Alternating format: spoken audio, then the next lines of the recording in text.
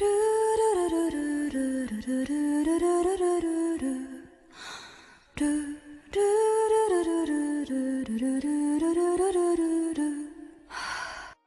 Mage Chapter 170, Those Who Lead and Those Who Follow.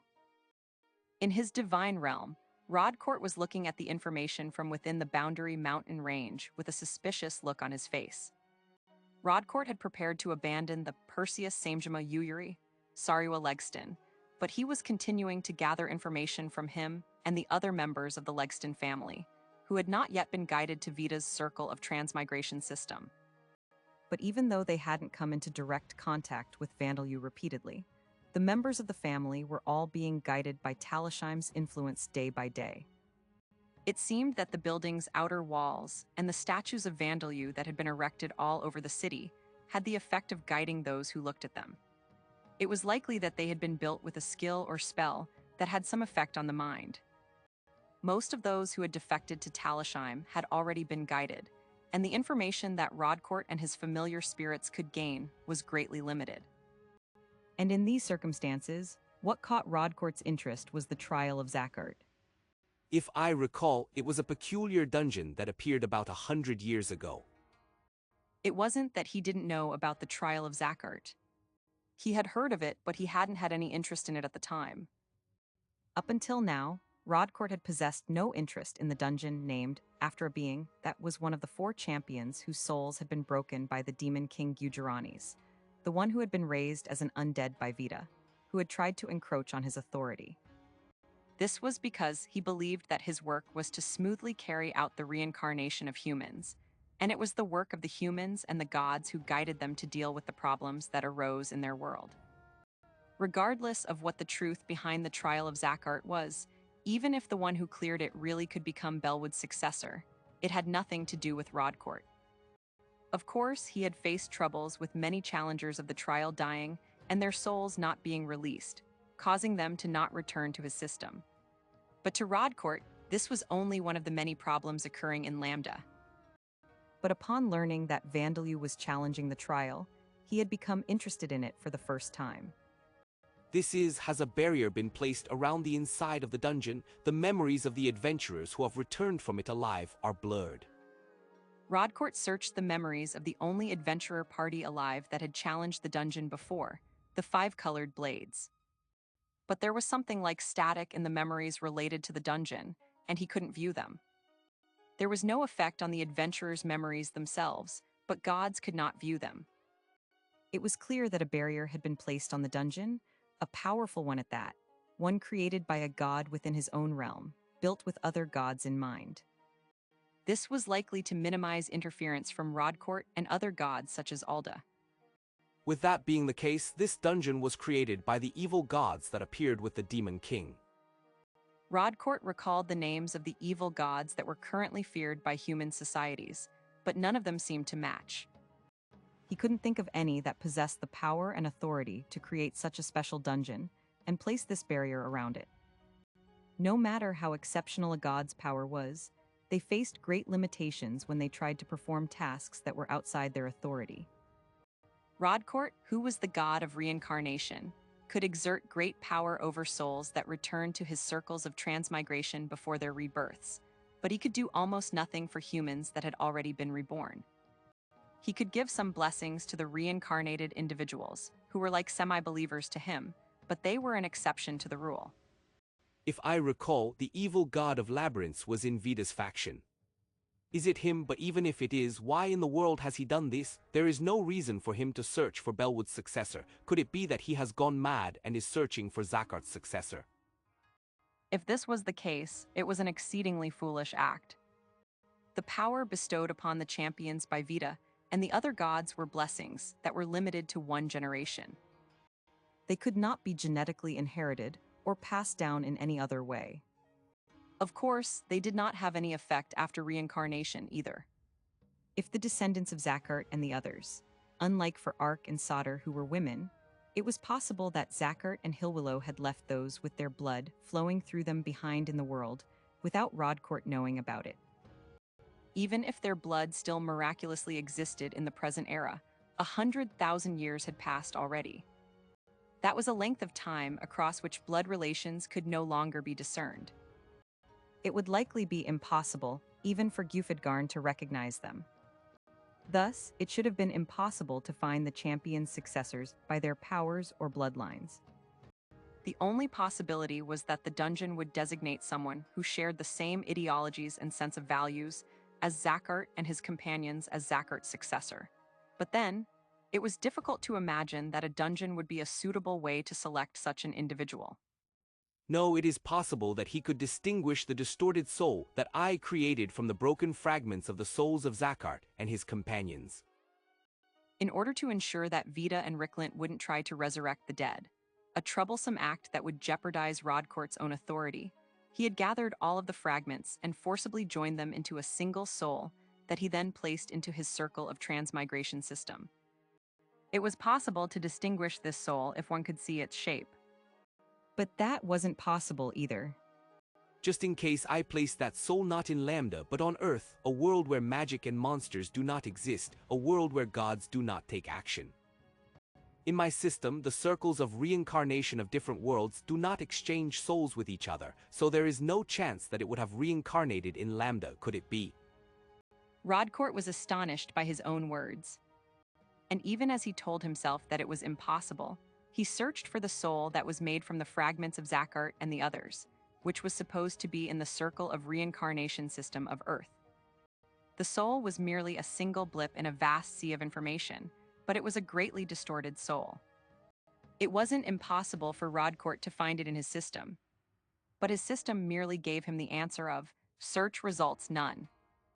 Impossible, Rodcourt thought as he repeated the search 2 more times, 3 times, but the results didn't change. It is not on Earth, which means that it was among the reincarnated individuals, back then, at the only time in which its circle of reincarnation exchanged souls with another world. Indeed, it was something that Rodcourt had carried out himself.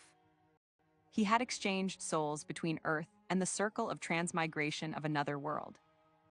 Uneasiness running through his mind, Rodcourt searched the records of the reincarnated individuals and checked their souls. None of the 97 souls that appeared had any irregularities. Among those who had died in the incident on the ferry, Rodcourt had chosen 102 people. In the beginning, 1 person had declined to be reincarnated, and 101 had been reincarnated in origin. The souls of 2 of them, the Gungnir Kaidu Kanata and the Death Scythe Kano Miyagi, had been broken by Vandalyu, and the Gazer Minuma Hitomi had been stolen away by Ricklint and Zuruwarn, along with the souls of the 8th Guidance. As for Vandalyu, he had been turned into a member of one of Vita's races, and Rodcourt was unable to interfere with him directly. Machida Aaron and Endo Ukuya, who had ascended to become Rodcourt's familiar spirits, had noticed that there was something strange about Rodcourt and were observing him from afar. What's wrong with him? Aaron whispered, He's acting strange. I suppose something's happened. said Kuya. Of course, Rodcourt had already inspected his 3 familiar spirit souls. In fact, he had made thorough contact with them when he made them his familiar spirits.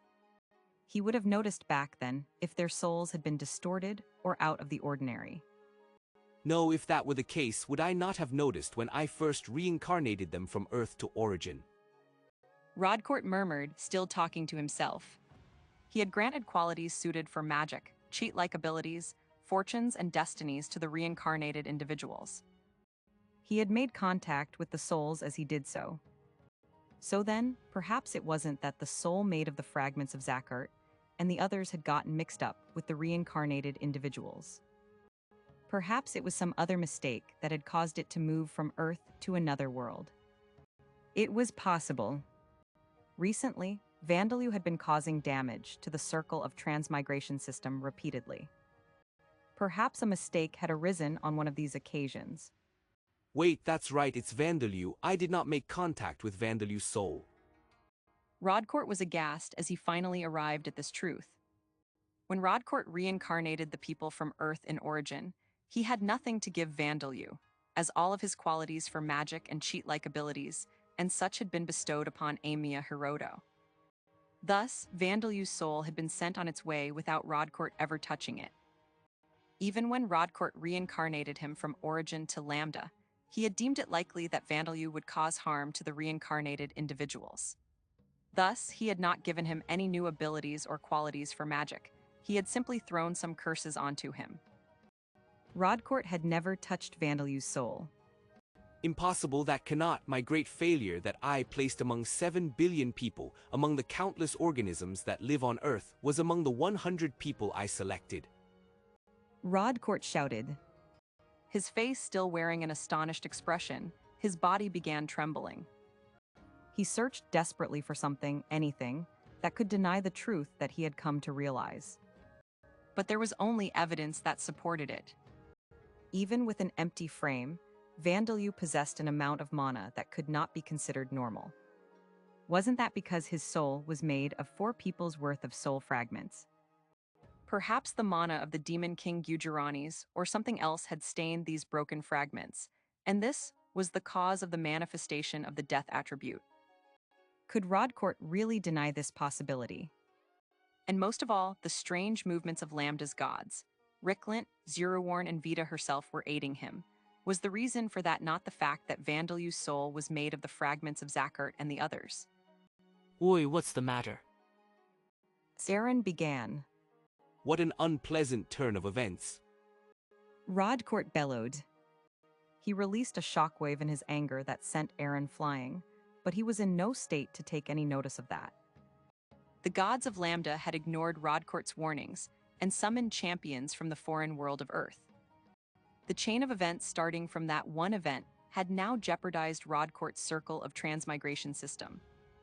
Rodcourt felt dizzy as he reflected on his own mistakes and carelessness. It was likely that the evil god of labyrinths had created that dungeon to find Vandelue. At this rate, Vandelue would gain even greater power and lead not only those squirming about within the Boundary Mountain range, but all of Vita's races, as the second coming of Zakhart. And then he might persecute the humans that he could not lead. No, it was possible that he would slaughter them and drive them to extinction.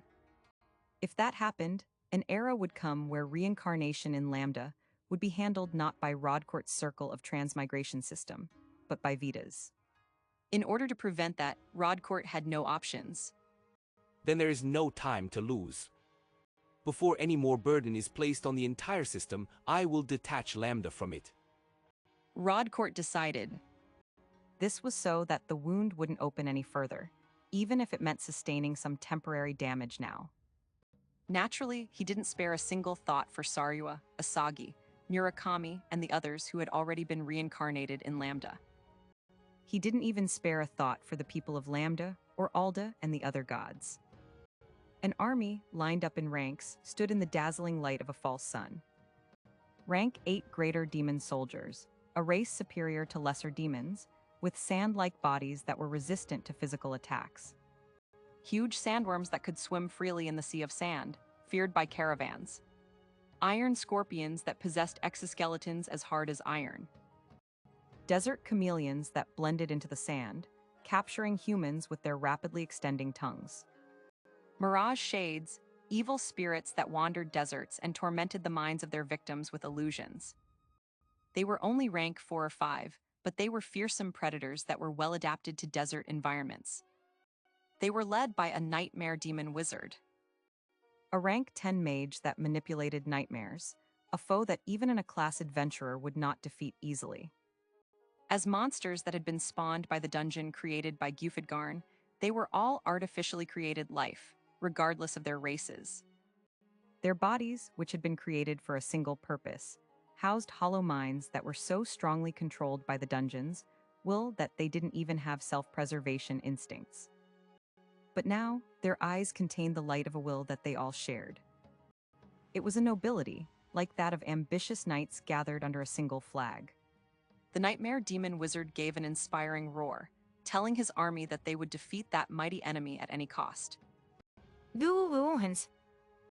Bellowed the mighty foe that awaited them, the bone fortress that was moving across the desert, Nachin. The fortress, which was as large as a small mountain, was steadily approaching at the walking pace of a human, unimpeded by the sand of the desert. And then a fierce battle began.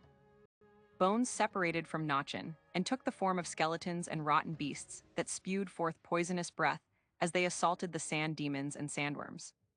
And at the same time, Nachin fired bones from all over its body as a long-range attack. They were fired with about as much power as small cannons. Direct hits would punch large holes even in the enormous bodies of huge sandworms. But Nachin was not in a one-sided, advantageous situation. Nachin could perform multiple attacks at once, but in the end, it was still just one monster. The variety in its attacks was limited. Many of the monsters under the Nightmare Demon Wizard's command, such as the Lesser Demons and Mirage Shades, were immune to poison attacks. Juju. The Sand Demons, which were far more intelligent than their appearances would suggest, attacked Nachin and its minions with their light attribute spells, cast with roar-like incantations. Ironically, even demons could cast anti-undead light attribute spells. The parts of Nachin's body and its minions vanished as if melting and evaporating. However, these were no serious wounds to Nachin. Losing a few of the bones making up its body was equivalent to nothing more than a scratch. The The Sand Demons, thinking that they could be victorious if they repeated this process over and over, began their incantations again. Juji. Jewel! A strange roar came from above, along with a rain of bones that turned the Sand Demons into Swiss cheese. This attack, which ignored the Sand Demons' high resistance to physical attacks, was Bone Man that had been fired from Nachin. Bone Man was now a skeleton blade duke with the unique skill, bone blades, that allowed him to turn all of the bones of his body into blades. Jewel, they do not leave bones, flesh, or blood behind. What useless monsters! He said, lamenting the lack of reward for defeating the Sand Demons. If only they left some bones, they could be added to Nachin. Said Eleonora. Resistant to illusions due to the effects of the mental corruption skill, she was cutting down the Mirage Shades with her magic sword one after another. Ah, but sandworm meat is apparently really nutritious, though it seems that it gets dried out quickly if you cook it too much. Said Rita. Unfortunately, they don't have bones, Said Saria. but their carapaces look like they would make good materials. They would not compare to the fragments of the Demon King, however. The sisters, having emerged from within a part of Nachin and joined the skeletons, were swinging their glaive and halberd, their spirit form bodies exposed, making round slices of the supposedly nutritious sandworm meat. The greatest obstacle on this desert floor was not the monster army that they were fighting. It was the constantly shining artificial sun. The 50-degree dry air sapped challengers' stamina, willpower, and ability to think. The powerful sunlight burned any exposed skin. Wearing metal armor in this environment would be like getting baked alive. Thus, careful preparation or clever, non-combat spells would be needed to clear this floor. Magic items designed with deserts in mind that blocked heat, water attribute magic, light attribute magic that blocked the sunlight. Despite that, Vandalyu and his companions were clearing it with the simplest method. They were leaving the fighting to those who didn't flinch one bit to the sunlight and heat. Nachin and Bone Man, who had no skin and were made only of bones, and the Living Killer made armors Rita and Saria, whose armors were their main bodies and their only flesh was pale-skinned spirit form. And finally, there was the abyssal vampire Eleonora, who had acquired the sunlight-resistant skill while she was still a noble-born vampire. Her pale skin did not burn under the light of the desert sun. It's not like I acquired the sunlight resistance skill to deal with deserts, though. She said, It's fine, isn't it? You can fly and illusions don't affect you much, so you're very helpful on this floor. said Saria. Nisan, Eleonora-san putting herself to use away from Bakken, where he isn't watching, isn't very helpful. Rita pointed out. That's not really true, but I also think that I'm not needed for enemies like this. Said Eleonora. No, our lord is watching. Look! Said Bone Man, pointing ahead. Eleonora looked to where he was pointing to see the right shoulder of the commanding Nightmare Demon Wizard burst. That is Vandalyu-sama's artillery technique. He is watching from Nachin.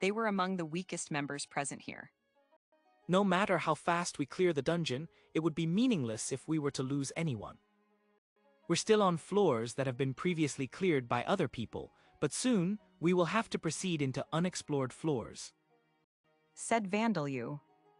I don't want Povina and the others to suffer unrepairable wounds, and Mother would be sad as well. There's no guarantee that Zakart's legacy will be able to resurrect multiple people either. Now that you mention it, they've got a lot of motivation with the prototype items that you've given them, and their leveling looks like it will progress.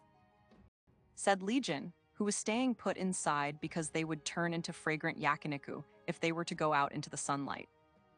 You are right. Zadyrus agreed.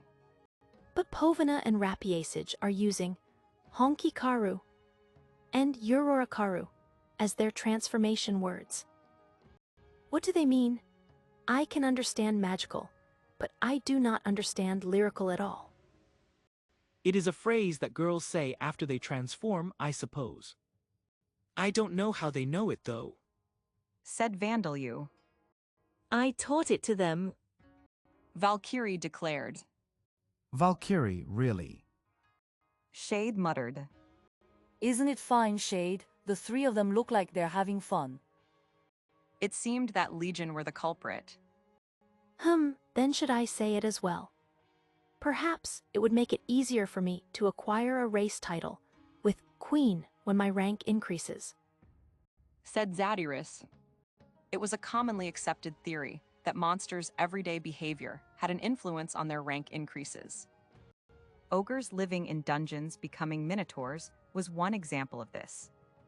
It wasn't unreasonable for Zadyrus to think that her words might influence her rank increase. I think it would make you less like a queen. Said Vandalyu. Very well, I shall never say it. Said Zadyrus. The levels of the artillery technique and cooking skills have increased. Name Nachin. Rank 10. Race Grand Bone Fort. Level 48. Passive skills. Dark Vision. Monstrous Strength. Level 1 awakened from superhuman strength. Spirit Form Level 7 level up. Bone Form Manipulation Level 8 level up. Physical Resistance Level 8 level up. Absorption Healing Bone Level 8 level up. Fortress Form Level 4 level up. Fission Level 6 level up. Strengthened Attribute Values Fortress Form Level 4 new. Active Skills Silent Steps Level 2. Breath Poison Level 7 level up. High-Speed Flight Level 6 level up. Long Distance Control Level 9 level up. Projectile Fire Level 8 level up. Parallel Thought Processing Level 4 new. Monster Explanation written by Luciliano. Grand Bone Fort. An enormous fortress of bone. When a bone fort acquires a countless number of bones, becomes even larger and increases its rank, it becomes this monster. Its rank is 10, and it could be assumed that those with the abilities of a class adventurer would be able to dispose of it, but that would be a great misconception. As the main body has no parts that act as a vital spot, one must continuously fight this monster and crush every bone to pieces in order to defeat it, as bones continue to function as bones even after being severed to some extent. It is a terrible foe for those who wield swords or spears as their weapons. Nachin even possesses the ability to draw close to its enemies easily and produce a poisonous breath that does not affect itself, so it is even more dangerous than ordinary grand bone forts. In addition, ordinary grand bone forts have not been observed to take any form other than that of a fort, but Nachin can take a variety of forms at master's command, such as a wheeled vehicle for construction work known as a bulldozer. This is not because of a lack of the required skills. It can be assumed that this is because Nachin is more intelligent than ordinary grand bone forts. It is not a monster that can be fought by a single individual. It would take either an army or a superhuman who has transcended superhumans, such as an S-class adventurer, to defeat it. Name Sam. Rank 7. Race Deep Nightmare Carriage. Level 67. Passive skills. Spirit form level 8 level up. Superhuman strength level 8 level up. Rough road travel level 6 level up. Impact resistance level 7. Precise driving level 6 level up. Comfort maintenance level 7 level up. Murder healing level 3 level up. Space expansion level 6 level up. Air running level 3 level up. Strengthen attribute values, transportation level 5 new. Active skills. Silent steps level 2 level up. High-speed travel level 6 level up. Charge level 6. Size alteration level 5 level up. Spear technique level 3 level up. Aura of fear level 4 level up. Space attribute magic level 1 new. Time attribute magic level 1's new. Monster explanation written by Luciliano. Deep Nightmare Carriage. A race title achieved by Sam after performing a great deal of transport, running through the changing harsh environments of dungeon floors, running over and crushing, or rather, overcoming, all kinds of unfavorable conditions and monsters. Due to the space expansion skill, the inside of his carriage contains the space of 64 three-horse carriages, and it maintains comfortable temperatures even in scorching hot deserts and extremely cold ice fields. Because of this, he is a dream-like vehicle, but he is like a nightmare for those who seek to obstruct him from performing his transporting duties. He runs through the sky at high speeds like before, but with the effects of the strengthened attribute values. Transportation skill, his attribute values are strengthened when he is transporting people and objects, and the level of his aura of fear skill, which affects the minds of those who look at him, has increased. He has seemingly instinctively become able to use elementary space attribute and time attribute magic, so he likely still has room to develop even further. As someone who is currently being transported by his carriage, the fact that his safety has increased drastically due to his development is very welcome.